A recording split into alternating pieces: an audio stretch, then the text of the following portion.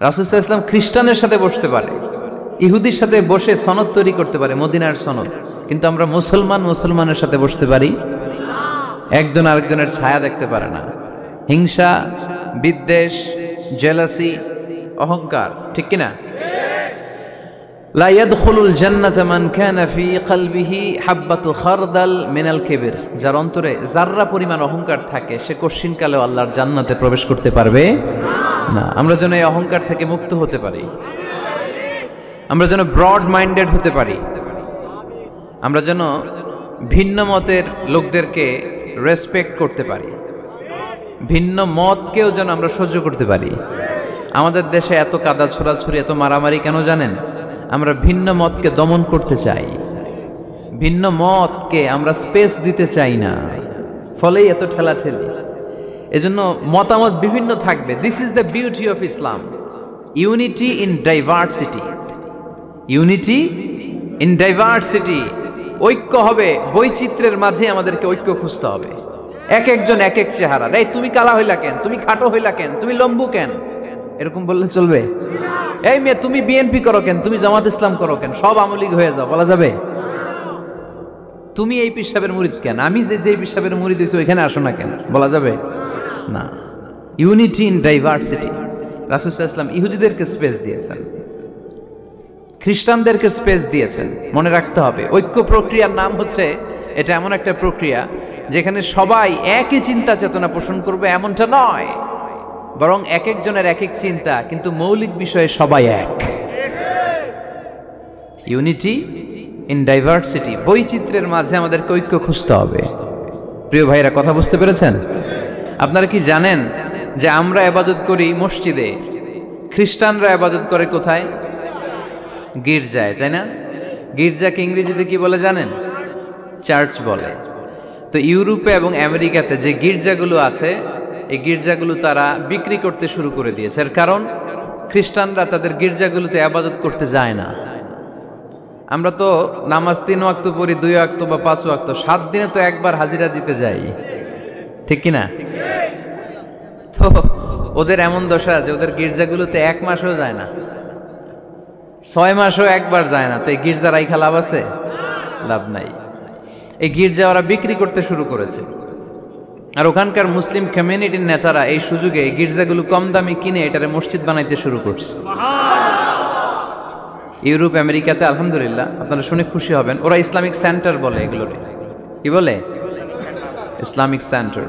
আমাদের এরকম Islamic centre করা দরকার, যেখানে দার্স হবে, দার্স, রেগুলার দার্স হবে। এই যে তাফসির মাহফিলগুলো বছরে একবার, গত বছর আসছিলাম এখানে, আবার 1 বছর পরে দেখা, কি শিখলেন কি শিখলেন না, কি বুঝলেন কি বুঝলেন না, আর জানা শোনার সুযোগ হয়েছে নাই। কিন্তু সেন্টার যদি হয়, ওখানে শিশু কিশোরদের আলাদা কোরআন শিক্ষার আসর, আমার বোনদের আলাদা শিক্ষার আসর, বয়স্কদের আলাদা কোরআন শিক্ষার আসর, তারপরে সেখানে হেজামা সেন্টার থাকবে, রুকিয়া সেন্টার থাকবে, তালিম, তাদরিস, তারবিয়া, সব ব্যবস্থাপনা থাকবে।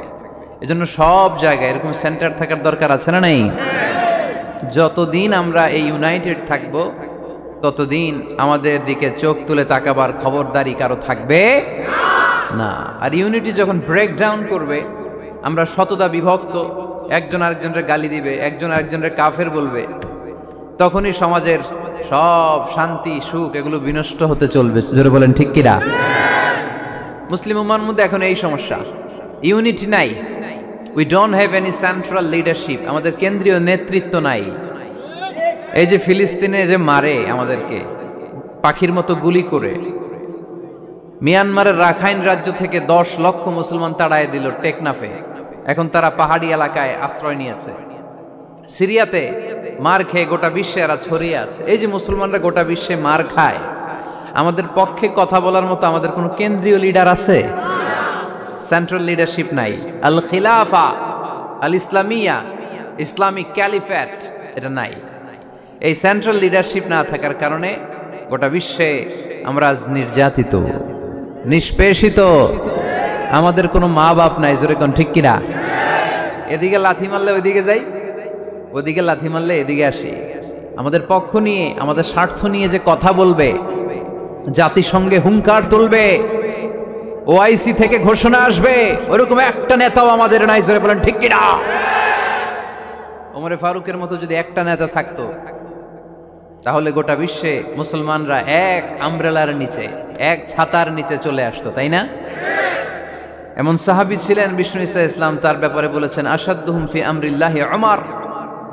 আল্লাহর জমিনে আল্লাহর দ্বীন বাস্তবায়নের জন্য সবচেয়ে কঠিন সাহাবী ছিল যিনি, তিনি হচ্ছেন উমর। মুনাফিকরা ওমরে ফারুককে দেখে ভয় পেত, খোদ শয়তান ইবলিস ওমরে ফারুককে দেখে ভয় পেত। আলহামদুলিল্লাহ পড়বেন না? বিষ্ণু ঈসা ইসলাম বলতেন, ওমর তুমি যদি এই রাস্তা দিয়ে হাঁটো আর শয়তান তোমারে দেখে, তাহলে শয়তান এই রাস্তা রেখে দিয়ে অন্য রাস্তা দিয়ে হাঁটে। লা নবিয়্যা বা'দি ওয়ালা রাসূলা। আল্লাহ রাসূল বললেন, আমার পরে কোনো নবীও নাই, রাসূলও নাই, তবে আমার পরে কেউ যদি নবী হতো, ওমর নবী হয়ে যেত।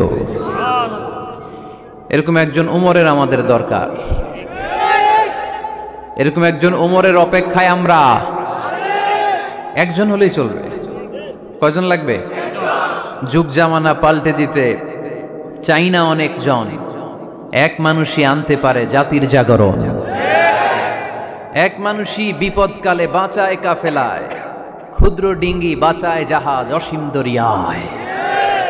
কয়জন ওমর দরকার? আমরা সেই ওমরের জন্য অপেক্ষা করছি, যার নেতৃত্বে, যেই আল ইমাম আল মাহদি, যার নেতৃত্বে গোটা বিশ্বে শান্তি, সভ্যতা, ভদ্রতা আবার প্রতিষ্ঠিত হবে। এক ছাতার নিচে মুসলমানেরা থাকবে, কেউ কারো ব্যাপারে হৃদয়ে কোনো বিদ্বেষ রাখবে, ঘৃণা রাখবে, কেউ কাউকে গালি দিবে না। এই সুসম্পর্ক, এই ঐক্যের জন্যই ইসলাম একসাথে উদখুলু ফিস সিলমি কাফা, পরিপূর্ণভাবে সবাই মিলে ইসলামের রশিকে আঁকড়ে ধরো, তাহলেই বরকত দিবে কে? ওমরে ফারুক বলতেন, নাহনু কওমুন আ'আজ্জানাল্লাহু বিল ইসলাম। আমরা তো এমন জাতি যে জাতিকে আল্লাহ তাআলা ইসলাম দিয়ে সম্মানিত করেছে। আমাদের সম্মান ইসলামে, এখন ইসলাম রেখে দিয়ে অন্য জায়গায় সম্মান খুঁজি, এজন্যই লাথি খাই, এজন্যই অপমানিত, এজন্যই নেতৃত্ব শূন্য। জোরে বলেন ঠিক কিনা? গোড়ার দিকে যদি না যাই, মূলের দিকে যদি ফিরে না আসে, আমাদেরকে গালি দেয় মৌলবাদ। মৌলবাদ মানে হচ্ছে যে মূলের দিকে ফিরে আসে, return back to the root. শিখর থেকে, শেকড় থেকে শিখরে, শিখরে যেতে হলে আগে শেকড়ে যেতে হবে। জোরে বলেন ঠিক কিনা? এজন্য ঐক্যের কোনো বিকল্প নাই।